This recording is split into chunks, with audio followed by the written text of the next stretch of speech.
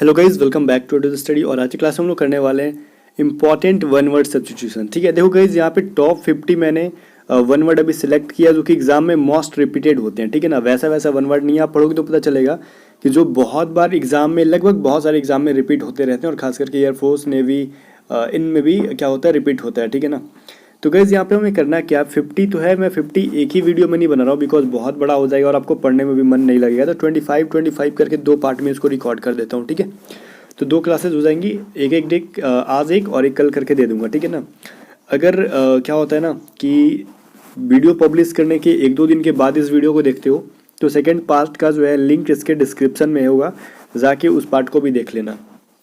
देखो first question क्या है, और इसकी पीडीएफ मैं दे दूंगा जब सेकंड पार्ट में करा लूँगा इसकी, तो इसकी पीडीएफ टेलीग्राम चैनल पे दूंगा, टेलीग्राम चैनल को भी ज्वाइन कर ही लेना। ठीक है ना, फर्स्ट क्वेश्चन है the study of ancient society. यहाँ पे समझना, कोई जल्दीबाजी नहीं, आराम से पढ़ो। ठीक है, एंशिएंट सोसाइटीज़ का मतलब क्या हुआ, एंशिएंट मतलब होता है प्राचीन, जो पुराने समय में थी, और सोसाइटीज़ मतलब पता है कि हम सोसाइटी में रहते हैं। तो प्राचीन में जैसी सामाजिक स्थिति थी उसकी जो हम अध्ययन करते हैं, पढ़ाई करते हैं, उसको हम बोलते हैं आर्कियोलॉजी। ठीक है ना, आर्कियोलॉजी का मतलब क्या होता है, जो पुराने टाइम पे जो चीज़ हमारी सोसाइटी कैसी थी, समाज व्यवस्था कैसा था, उसके बारे में जब हम पढ़ाई करते हैं तो उसको बोलते हैं आर्कियोलॉजी। ठीक है, और एक चीज़ ध्यान दो, इटिमोलॉजी का मतलब क्या होता है, यहाँ पे हिस्ट्री के बारे में तो पता है, इतिहास होता है। इटिमोलॉजी जब भी हम शब्द निर्माण विज्ञान के बारे में जानते हैं, ठीक है ना, शब्द का निर्माण कैसे होता है उसका अध्ययन करते हैं, तो इटिमोलॉजी कहते हैं। एंथ्रोपोलॉजी क्या होता है, एंथ्रोपोलॉजी होता है मानव के बारे में, जब हम पढ़ते हैं मानव विज्ञान के बारे में तो उसको बोलते हैं। ठीक है, बट यहाँ पे हर में हम चारों ऑप्शन पे डिस्कस नहीं करेंगे, टाइम बहुत ज़्यादा लगेगा, टू द पॉइंट याद करेंगे तो जल्दी याद होगा। मतलब the study of ancient societies मतलब प्राचीन समय की जो सोसाइटीज़ थी उसके बारे में पढ़ें तो उसको हम आर्कियोलॉजी कहेंगे। ओके, क्वेश्चन नंबर 2 क्या है, a practice of having more than one husband. देखो यहाँ पे मोर देन वन हस्बैंड मतलब जिसकी एक से ज़्यादा हस्बैंड है उनके बारे में, और कहीं कहीं बोलते हैं ना जिसकी एक से ज़्यादा शादी हुई है उसको क्या बोलते हैं, तो दोनों अलग अलग वर्ड है। ठीक है, तो दोनों के बारे में समझ लो। एक से ज़्यादा अगर आपके पास हस्बैंड है, किसी के पास हस्बैंड है तो उसको हम बोलते हैं पोलेंड्री। ठीक है, एक से ज़्यादा वाइफ है तो पोलीगैनी। ठीक है, पोलीगैनी। और एक से ज़्यादा शादी सिर्फ रहेगा, मोर देन वन मैरिज बोल देगा यहाँ पे, मैरिड। ठीक है, तो ये उसको बोल देंगे हम लोग पोलीगैमी। गैमी क्या मतलब शादी होना, विवाह। ठीक है ना, और गैनी आ जाएगा तो इसका मतलब हो जाता है वो पत्नी। ठीक है ना, महिला से रिलेटेड होता है। लेकिन यहाँ पे पोलेंड्री का मतलब एक से ज़्यादा हस्बैंड से रिलेटेड है, चाहे दो हस्बैंड हो, तीन हस्बैंड हो, एक से ज़्यादा होना चाहिए, उसको हम पोलेंड्री कहते हैं।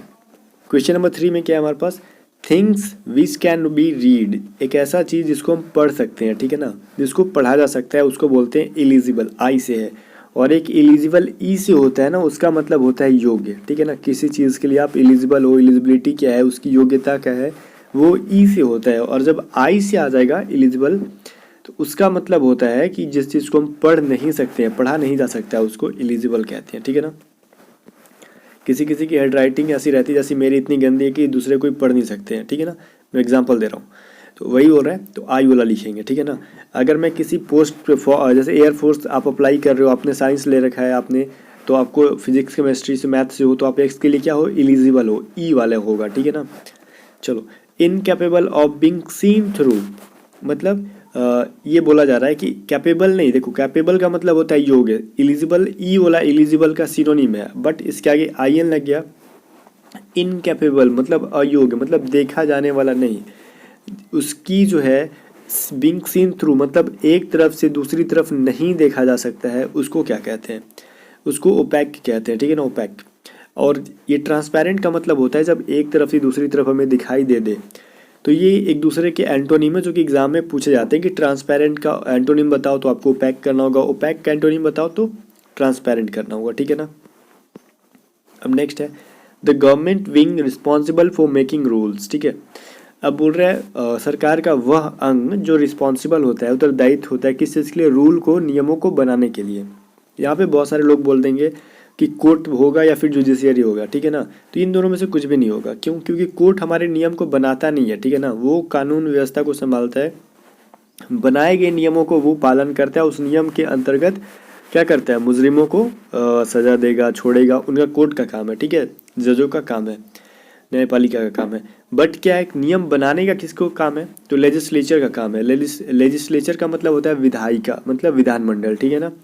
तो विधानसभा का या विधानमंडल का काम है कि वो क्या करता है, विधि का निर्माण करता है। विधि मतलब कानूनों का निर्माण करता है, और फॉलो करने वाला कौन होता है? हम सब, और कोर्ट सजा देता है उसके according. A government by the nobles, ठीक है। अब देखो यहाँ पे ध्यान दो, एक सरकार नोबल्स के द्वारा, एक नोबल्स का स्पेलिंग ये देखो, ये है, और एक होता है NOBEL, एक बार ई पहले आ जाएगा और एक में ई लास्ट में आया, ठीक है ना। एल के बाद आता है और एक एल के ई के पहले आता है। ये नोवेल जो प्राइज देते हैं वो वाला नोबेल है, ई पहले आया तो, ठीक है, और एल बाद में आया नोवेल, तो इसका मतलब होता है श्रेष्ठ लोग, मतलब श्रेष्ठ, ठीक है। ये जो श्रेष्ठ होते हैं ना उनको श्रेष्ठ लोग। तो सरकार किसके द्वारा? अगर श्रेष्ठ लोगों की द्वारा सरकार हो तो उसको एरिस्टोक्रेसी कहते हैं, ठीक है ना। कुलीन तंत्र भी बोल सकते हो इसको आप, ठीक है, एरिस्टोक्रेसी। अब देखो ये डेमोक्रेसी क्या है जो हमारे इंडिया में है? प्रजा के द्वारा शासन होना, ठीक है ना। ब्यूरोक्रेसी क्या होता है? इन सभी को मैं बता रहा हूँ बिकॉज सभी से रिलेटेड क्वेश्चन पूछे जाते हैं। राइट आंसर तो सी है। बट देखो ब्यूरोक्रेसी क्या होता है? जहाँ कर्मचारियों के द्वारा शासन किया जाता हो। जैसे किसी ऑफिस में वहाँ का बॉस का कोई वैल्यू नहीं है, कर्मचारी जो बोल रहे हैं वो बॉस कर रहे हैं, ठीक है ना। अब बचा ऑटोक्रेसी, मतलब होता है तानाशाही, जैसे हिटलर था। नॉर्थ कोरिया में जो है वो वहाँ पे ऑटोक्रेसी है। यहाँ पे देखो क्या है, things which can not be believed, एक ऐसा चीज़ जिस पे विश्वास नहीं किया जा सकता हो, ठीक है ना। तो गाइस देखो ये होता है, एक होता है क्रेडिबल। क्रेडिबल इसका मतलब होता है विश्वास करने लायक, विश्वास करने लायक, ठीक है ना। अब यही पूछता है एग्जाम में, थिंग्स विच कैन नॉट को हटा देगा, विच कैन बी बिलीव्ड पूछता है एग्जाम में, तो उसको बोलेंगे क्रेडिबल, जिस पे हम विश्वास कर सके। बट यहाँ पे पूछा है things which can not be believe, तो इसके पहले IN लग जाएगा, इनक्रेडिबल, निगेटिव बन गया, इस पर हम विश्वास नहीं कर सकते हैं, ठीक है ना। तो राइट आंसर ए है इनक्रेडिबल, जिस पे हम विश्वास नहीं कर सकते हैं। अभी देखो one which can not be seen. अब देखो यहाँ पे आपको कंफ्यूजन होगा, बोलोगे कि one which can not be seen, जिसको देखा नहीं जा सकता उसको अनसीन बोलेंगे, लेकिन ऐसा नहीं है। अनसीन मतलब होता है जिसको देखा नहीं गया है अब तक, ठीक है ना, उसको बोलते हैं अनसीन। बट आगे जाके देखा जा सके, आशा हो। बट ये बोल रहा है जिसको हम देख ही नहीं सकते, जैसे हवा। हवा है ना, तो आज आपने देखा ना तो कल आप देखोगे, कभी नहीं देख पाओगे, ठीक है ना। तो वही है इनविजिबल, ठीक है, वो क्या है? इनविजिबल, जो दिखाई ही नहीं देता हो, ठीक है ना, वही चीज़ है। अभी आगे देखो, a person who speak many language. अब यहाँ का जो आपको डाउट रहता है मैं आपको डाउट खत्म कर दूंगा। अभी यहाँ पे क्या बोला है? अ person who speak many language, ठीक है, मैनी लैंग्वेज कर सकते हो आप, जो बहुत सारी भाषाओं को बोलता है, उसको मल्टीलिंगुअल कहो या फिर पॉलीग्लॉट कहो, ठीक है, दोनों चलेगा, पॉलीग्लॉट। और एक होता है लिंग्विस्ट, इसका ही मतलब होता है बहुत सारा भाषा, लेकिन कौन सा? फॉरेन लैंग्वेजेस को, विदेशी भाषा जो जानता है बहुत सारा, उसको लिंग्विस्ट कहते हैं, ठीक है। पॉलीग्लॉट या फिर मल्टीलिंगुअल मतलब जो बहुत सारी भाषा को जानता हो। बट यहाँ पे अगर ये जोड़ दिया जाए, person who speaks many foreign language, तो उसको हो जाएगा लिंग्विस्ट, ठीक है ना। जो विदेशी भाषाओं को जानता हो लिंग्विस्ट, जो बहुत सारी भाषाओं को जानता है मल्टीलिंगुअल या फिर पॉलीग्लॉट, ठीक है ना, ये याद रखना। तो राइट आंसर बी है। नेक्स्ट है हमारे पास देखो, a person who sacrifices his life for a cause, ठीक है, मतलब एक इंसान जो अपनी लाइफ को सेक्रीफाइस कर रखा हो किसी कारण से, उसको क्या कहते हैं? मतलब जो शहीद हो गया होगा, फाइनली ये बोलो, उसको क्या कहते हैं? मार्टियर बोलते हैं। कुछ लोग बोलेंगे नहीं उसको हम पैट्रियोट भी बोल सकते हैं, देशभक्त, लेकिन ऐसा नहीं है।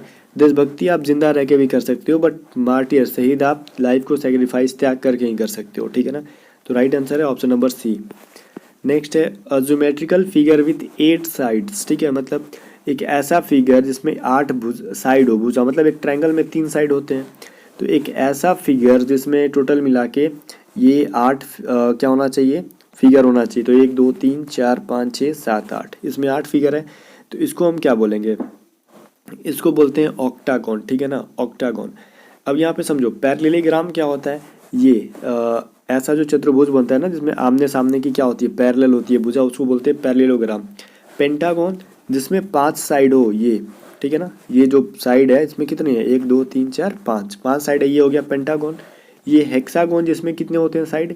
6 साइड हो, ठीक है, बना लेना, जिसमें 6 साइड होता है, ऐसे ऐसे ऐसे 1 2 3 4 5 6, ये है हेक्सागोन। मतलब हेक्सागोन में 6, पेंटागोन में 5, पैरेललोग्राम तो पता है इसमें 4 भुजा होती है, और ऑक्टागोन में 8, तो पूछ रहा है विथ 8 साइड्स, तो राइट आंसर कितना होगा ऑक्टागोन। कभी कभी यहाँ पे 8 की जगह पे पेंटागोन 5 साइड्स कह देगा, 6 साइड कह देगा, तो आपको उसके अकॉर्डिंग आंसर कर लेना होगा। In an instrument to measure temperature, ठीक है, एक ऐसा इंस्ट्रूमेंट जिससे हम टेम्परेचर को मापते हैं, तो जाहिर सी बात है वो थर्मोमीटर है, ठीक है ना। बैरोमीटर से क्या नापते हो कमेंट करके बताना, ठीक है ना, कमेंट करके बताना। कल भी मैंने पूछा था रीजनिंग वाले क्लास में, आज इंग्लिश वाले में पूछ रहा हूँ कि बैरोमीटर में आप क्या नापते हो ये बताओ। राइट आंसर है थर्मोमीटर, बिकॉज थर्मोमीटर से क्या मापते हो आप, मेजर क्या करते हो टेम्परेचर को।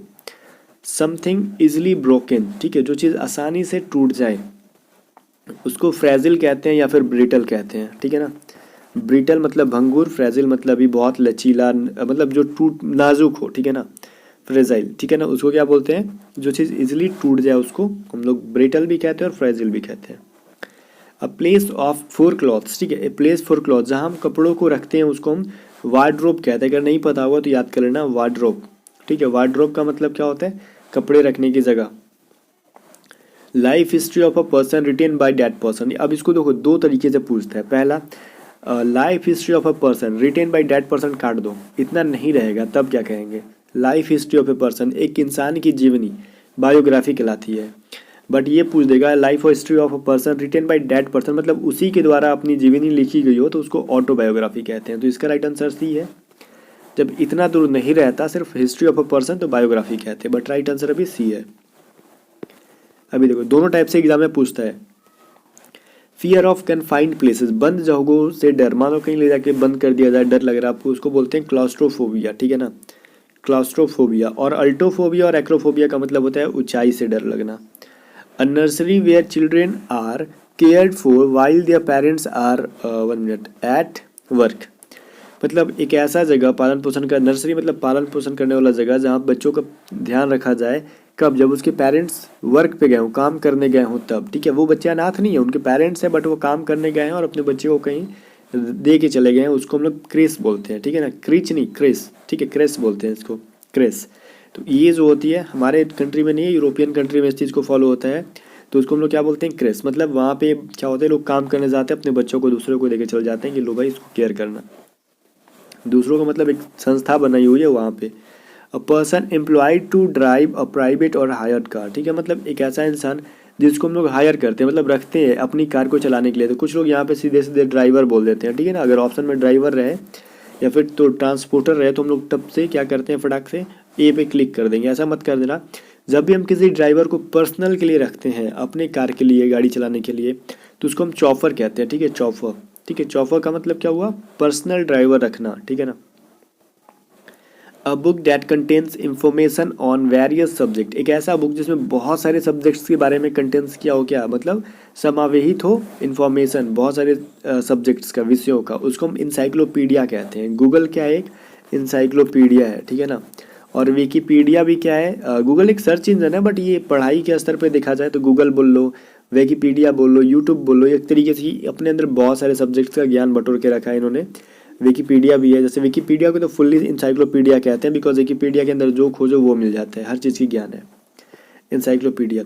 अब place where dead bodies are kept for identification, ठीक है, मतलब प्लेस को ऐसा जगह जहाँ पे हम डेड बॉडी को, मृत शरीर को रखते हैं आइडेंटिफाई करने के लिए, किसकी है क्या नहीं है, तो उसको हम लोग बोलते हैं मॉर्ग, ठीक है ना। मॉर्ग का मतलब क्या होता है, जहाँ पे मृत या फिर सौदागर कह सकते हो, जहाँ पे मृत शरीर को रखा जाता है पोस्टमार्टम वगैरह के लिए। पोस्टमार्टम के लिए नहीं, ऑटोप्सी कहते हैं उसको, तो बट यहाँ पे आइडेंटिफिकेशन आया ना, तो उसको हम मॉर्गियो कहेगा, ठीक है ना, जहाँ पे हम पहचान करने के लिए जहाँ डेड बॉडी को रखते हैं उसको वो। A women whose spouse is dead, जिसकी स्पाउस मतलब जीवन साथी, एक औरत जिसका स्पाउस जो है डेड कर गया हो उसको क्या कह सकते हैं, विडो, क्लियर है, ठीक है ना। अच्छा डिवोर्स का मतलब तो पता है, जिसकी डिवोर्स हो गया है। मैरिड का मतलब होता है, ये जो है कॉन्वेस्योर का मतलब क्या होता है, पॉइंट ऑफ कला का पारखी होता है, ठीक है। कॉन्वेस्योर का मतलब क्या होता है, कला, जिसको कला का पारखी मतलब बहुत सारी कलाओं के बारे में नॉलेज हो, ठीक है ना। अ person who does not eat meat, एक ऐसा इंसान जो मीट खाता ही नहीं हो, ठीक है ना, डज नॉट ईट मीट, उसको हम लोग बोलते हैं वेजिटेरियन, ठीक है ना। तो राइट आंसर भी है। देखो कार्निवोर का मतलब होता है जो मांस खाता हो, मांसाहारी। हर्बीवोरस का मतलब जो दोनों खाता हो। नॉन वेजिटेरियन मतलब समझ गए जो शाकाहारी खाना नहीं खाता है। तो फाइनली यहाँ पे राइट आंसर बी है। The act of intentionally killing one self, मतलब एक ऐसा कला जिसमें अपने आप को मारने का इरादा रखा हो, उसको बोलते हैं सुसाइड कर लेना, खुद को मार लेना, सुसाइड कर लेना। ठीक है, पूछता है इंसानों को मार देना, मानव को, होमिसाइड। जीनोसाइड मतलब किसी पूरी जाति को मार देना, जाति मतलब किसी कास्ट से रिलेटेड नहीं है, मतलब जहाँ पे बहुत सारे लोग हैं उनके घर परिवार जो है वो क्या है ना, मतलब जैसे हम लोग बोल सकते हैं जीनोसाइड का मतलब जैसे किसी प्रजाति की बहुत सारी पशुएं हैं, एग्जाम्पल के तौर पे उनकी पूरी प्रजाति को आपने एक साथ मार दिया तो उसको हम लोग जीनोसाइड कहेंगे। जहाँ पे एक ही प्रजाति के बहुत सारे लोग हैं सबको मार देना उसको बोलते हैं जीनोसाइड। रेजिसाइड मतलब किसी किंग राजा की हत्या कर देना, तो राइट आंसर डी है। अ person who travels on foot, ठीक है, पैदल चलने वाले, ट्रैवल करने वाले लोगों को क्या कहते हैं हम लोग, पेडेस्ट्रियन कहते हैं। यहाँ पे ट्रैवलर या फिर जॉगर नहीं होता है, पेडेस्ट्रियन। ठीक है, और पिलग्रिम का मतलब होता है तीर्थ यात्रा पे जो लोग जाते हैं, तीर्थ यात्री उसको बोलते हैं। ये भी एग्जाम में पूछता है, पिलग्रिम, जो तीर्थ यात्रा पे जाएंगे पिलग्रिम, और जो पैदल चलने वाले लोग होते हैं उनको हम पेडेस्ट्रियन कहते हैं। और एक वर्ड होता है कैवेलरी, ठीक है ना, कैवेलरी, इसका मतलब होता है घुड़सवार सैनिक। ठीक है ना, ये भी एग्जाम में पूछता है। A home for children without parents, एक ऐसा घर जहाँ पे बच्चे जो है बिना माता पिता के हो, उनके माता पिता है ही नहीं, अनाथ है, उसको हम लोग ऑर्फेनेज कहते हैं। ठीक है ना, मतलब अनाथालय।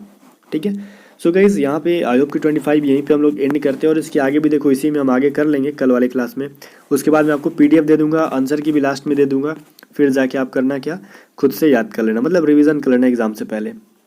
मिलते हैं नेक्स्ट वीडियो में। तक वीडियो पसंद है तो लाइक करना, कमेंट करके बोलना कि 25 में से कितने पहले याद थे और कितने मार्क्स आए आपको निगेटिव माइनस करके। ठीक है ना, मिलते हैं नेक्स्ट वीडियो में।